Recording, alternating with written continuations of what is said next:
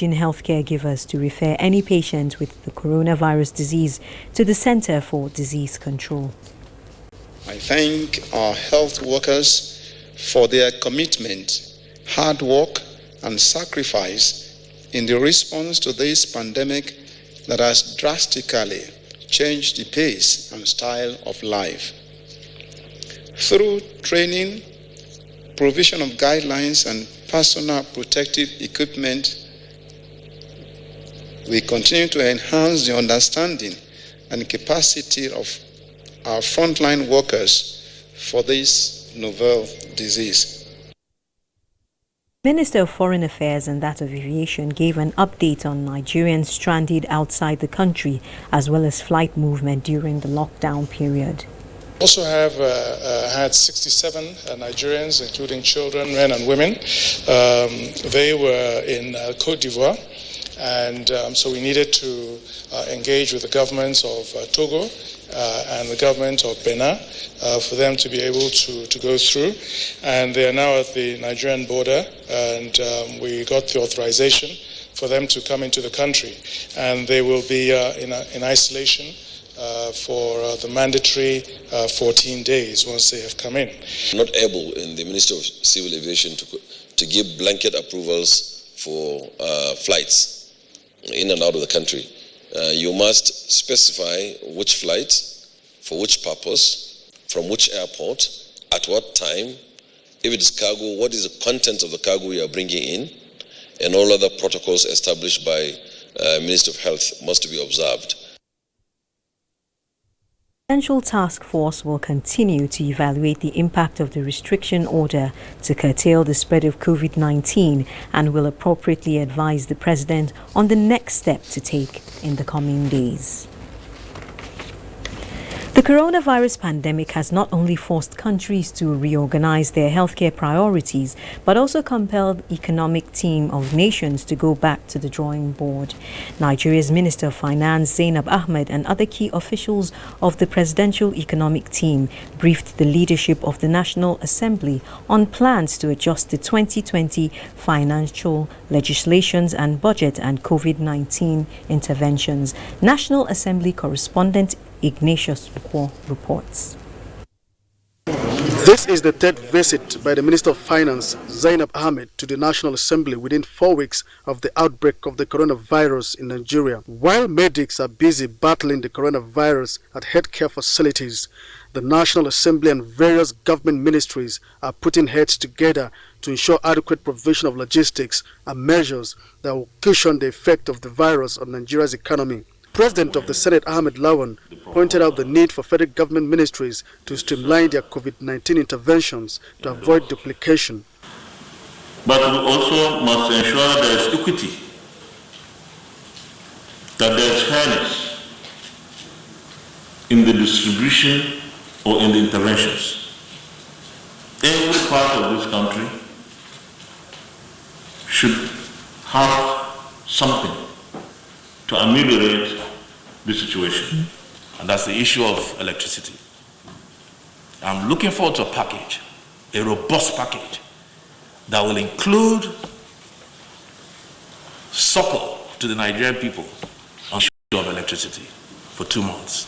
Minister of Finance, Zainab Ahmed, accompanied by the Governor of Central Bank of Nigeria, Minister of State for Petroleum Resources, and the Director General of Budget Office, explained that while the process of adjusting the medium-term expenditure framework and the 2020 budget is in motion, the economic team at the moment is preoccupied with designing the programs that will come under the 500 billion naira COVID-19 Crisis Intervention Fund. As we design the various programs, which will include healthcare, upgrade of healthcare facilities, support to state, public works, and other interventions that we're taking your input from at this time.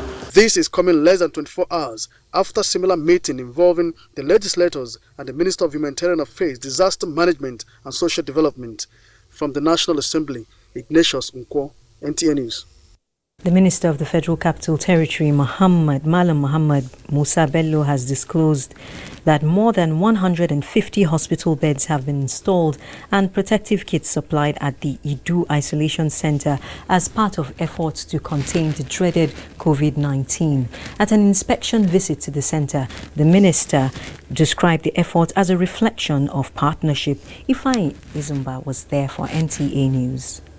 Polaris Bank, Faith Foundation, CCECC Construction Company are among organizations that contributed to the setting up of the Idu Isolation Center, provided by the Federal Capital Territory Administration as treatment center for COVID-19 cases. FCT Minister Malam Muhammad Musa Bello says the private sector initiative was built under the leadership of a former minister of FCT, Modibo Ali Umar, whose collective efforts complemented that of the FCTA. Our desire is that, in spite of all the arrangements made, no patient should even arise. We have to really appreciate and follow all the instructions given by our medical personnel regarding social distancing, regarding personal hygiene, regarding constant washing and washing of hands using soap. The minister inspected the level of work done at Access Road to Gozadam site at Asokoro District Hospital. The medical director, Afioma Uche, said they have worked hard to ensure that facilities will be available for admission of COVID-19 patients. She also emphasized that non-coronavirus patients in the hospital are safe. By Friday, by the grace of God, and all necessary strategies, equipment, and coordination has been put in place for that purpose. The FCT administration commended the management team of Asokoro District Hospital for doing a tremendous work and called on all to put in their best, adding that together the nation will defeat the dreaded COVID-19 pandemic. In Abuja, Ifeanyi Izumba, NTA News. Thank you, Ifeanyi. Similarly, the Catholic Bishops' Conference of Nigeria has donated 435 hospitals and clinics belonging to the Catholic Church nationwide to the Presidential Task Force on COVID-19 to help combat the pandemic in the country. Making the donation in Abuja on behalf of the Bishops' Conference, the Catholic Archbishop of Abuja Archdiocese, Archbishop Ignatius Kegama, commended the Presidential Task Force for the steps being taken to curtail further spread of the disease in the country. He pledged full cooperation of the Catholic Church in the fight against COVID-19 in Nigeria. Chairman of the Presidential Task Force and Secretary to the Government of the Federation, Boss Mustafa, expressed appreciation to the Bishops' Conference for making their medical facilities and clinics available to the task force. He said the facilities would assist medical practitioners in their efforts to end the pandemic in the country. The SGF urged other faith-based groups to lend a strong voice to the decisions of government, particularly on restriction of movement, to halt the spread of the pandemic. Meanwhile, the Commissioner for Health in Lagos State, Professor Akin Abayomi, has confirmed the death of a 66-year-old citizen of the United Kingdom as a result of the coronavirus in the state. He says the victim traveled from India via Dubai to Lagos on the 17th of March 2020.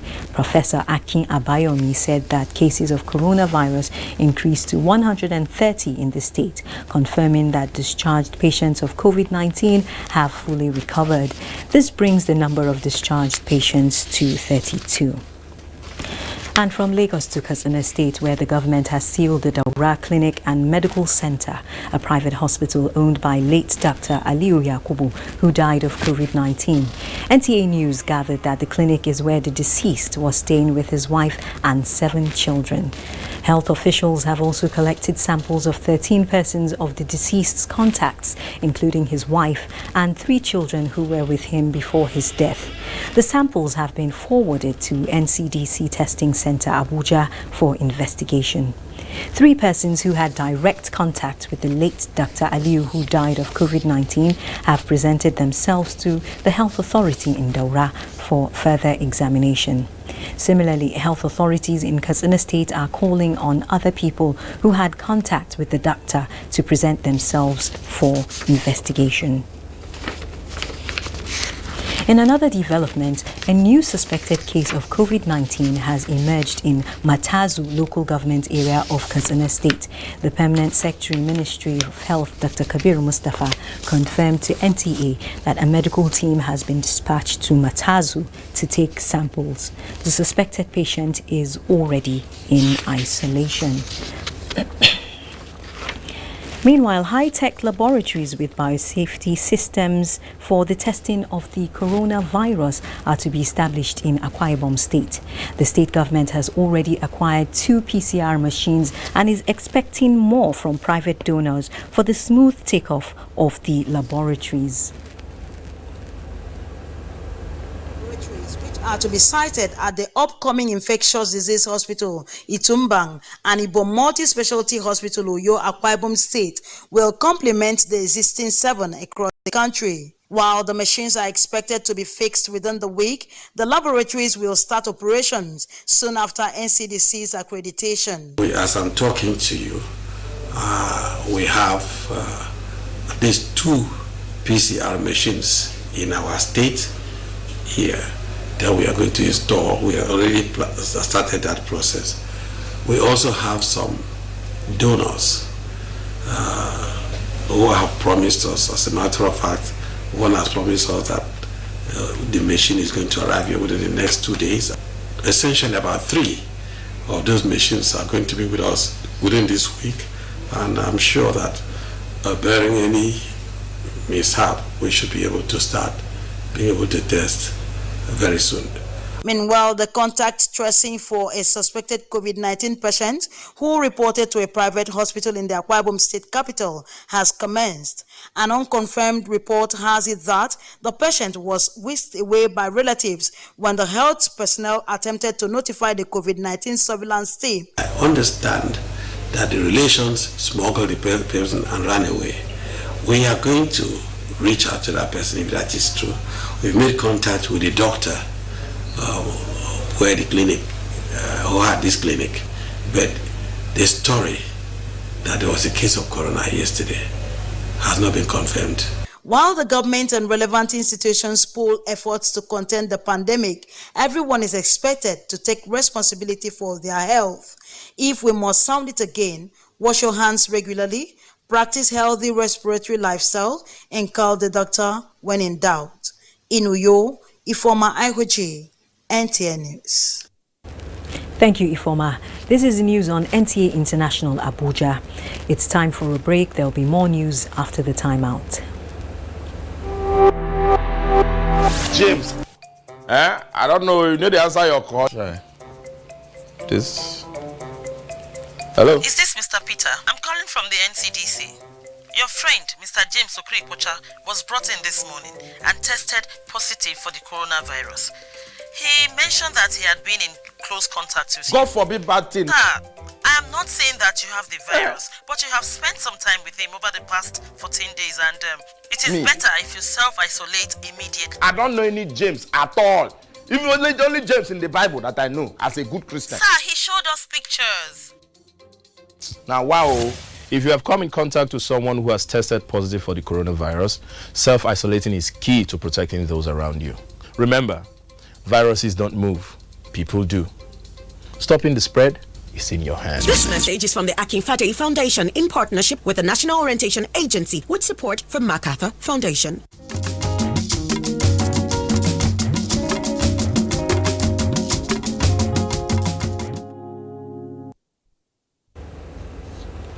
This is NTA International. Medical protective items worth about $1.5 million have been delivered to Nigeria by the China Civil Engineering Construction Corporation to fight the spread of the coronavirus pandemic. CCECC is delivering about 16 tons of test kits, ventilators, disinfection machines, disposable medical masks, medicines, rubber gloves, protective gowns, goggles. Others include face shields, infrared thermometers, and other critical care items through a chartered flight operated by Air Peace. In quarantine for 14 days. They knew that before they came, and they have undergone tests before they left their country. Nevertheless, they will be a quarantine for 14 days. Nigeria NCDC has gone to see where they are supposed to be in quarantine and will continue to pay. They are free to pay visits there throughout the 14 days. So that one is taken care of. The value of the equipment, medical supplies, is around $1.5 million, and including the other costs like the chartered air flight, it's all around $2 million. Since CCECC has a large number of employees in Nigeria, CCECC at its own cost has flown in a 15-member technical team, 12 of whom are experienced medical professionals with expertise in infectious disease, respiratory illness, intensive care, cardiology, neurology, general surgery and anesthesiology. They are also to assist in the capacity building of the Nigerian medical team after 14 days of compulsory quarantine. And as China lifts lockdown order on Wuhan after 3 months, Egypt extends nationwide nighttime curfew. Adebola Brookslyn Sunday gives us this global update.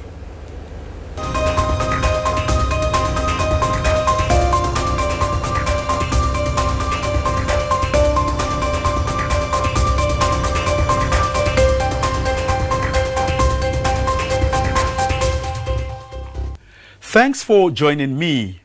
As at 6:30 p.m. local time, 1,563,157 cases have been recorded, with 84,807 fatality. Meanwhile, the World Health Organization's European office has said, despite seeing positive signs from some countries, it was too early to scale back measures aimed at containing the spread of the new coronavirus. In another development, the head of the European Research Council, Professor Mauro Ferrari, has resigned in protest against the bloc's handling of its coronavirus response.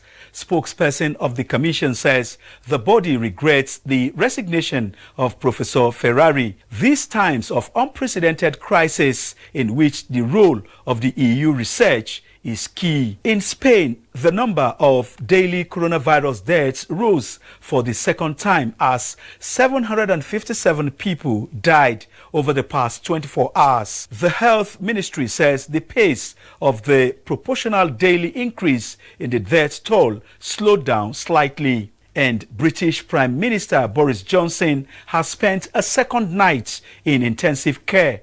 Report says he is in a stable condition after receiving oxygen supports for COVID-19 complications. In the Middle East, Iran's new coronavirus death toll has climbed to 3,993, with 121 more deaths in the past 24 hours, with the total number of infections in the country risen to 64,586.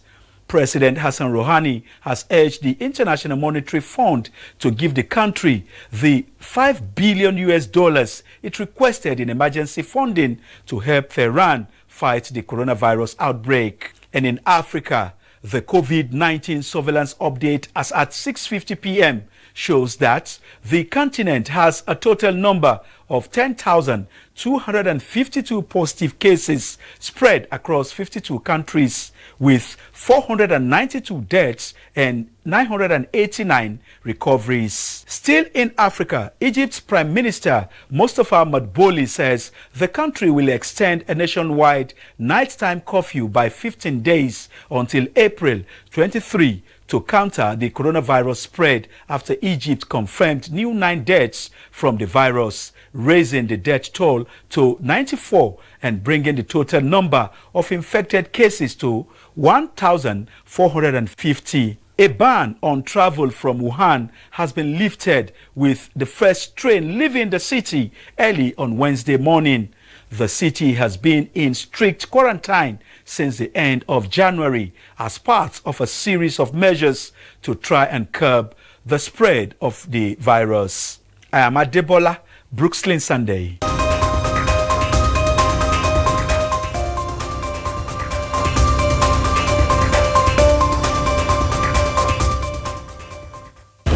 The import of the lockdown in the Federal Capital Territory seems lost to residents and motorists along the Nyanya-Karshi Road. On NTA, Fine Face reports that despite a roadblock at the Jikwe axis of the road, many vehicles and pedestrians still troop out for their businesses. Now, despite the stay-at-home order enforced here in the Federal Capital Territory, motorists and commuters around the Nyanya-Karshi Express Road, especially the Jikwe axis, are still on the road. One lane of the road is still stuck with heavy traffic, motorists trying to get out of the satellite town. Security operatives here try to talk to them to go back, but a lot of them are not heeding the advice. They still come out in their numbers. We've seen tricycles, motorcyclists carrying passengers, vehicles conveying passengers from one location to the other, despite the lockdown order put in place by the president of the country. Some of them are forced to turn back, but many others still find their way through the blockade. A remarkable feature of this environment is the fact that some of the drivers even go against the traffic, indifferent to the fact that there are security personnel that can turn them back. From Jikwe on NTA, Fine Face, NTA News. Part of the Treasury House Office of the Accountant General of the Federation has been gutted by fire. Mia Ogidi reports that this situation is under control.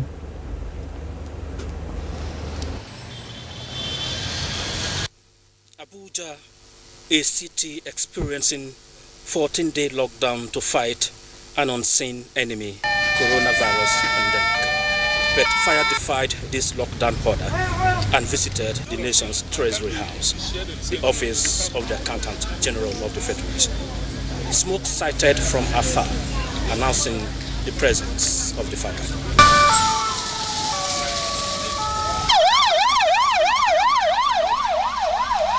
"25 firefighting trucks arrived swiftly and the smoke ceased.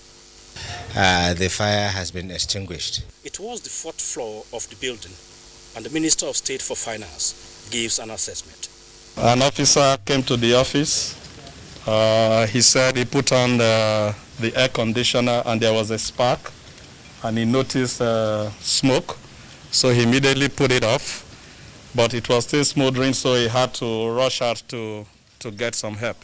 And I'm glad to report to you that our data center, where all our records are kept, they are fully intact. There is no destruction, so we haven't lost any record.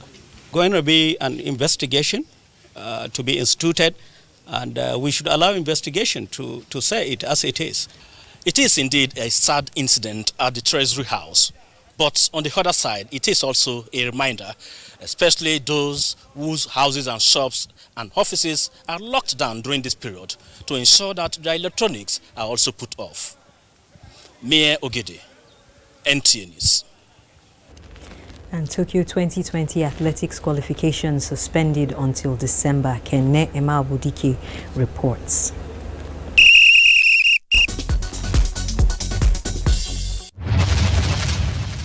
The Nigeria Olympic Committee (NOC) has applauded the Minister of Youth and Sports Development, Sanda Dare, on his outstanding achievements within the first 6 months of his tenure in office. NOC President Habu Gumel, in a statement, commended the minister's visionary leadership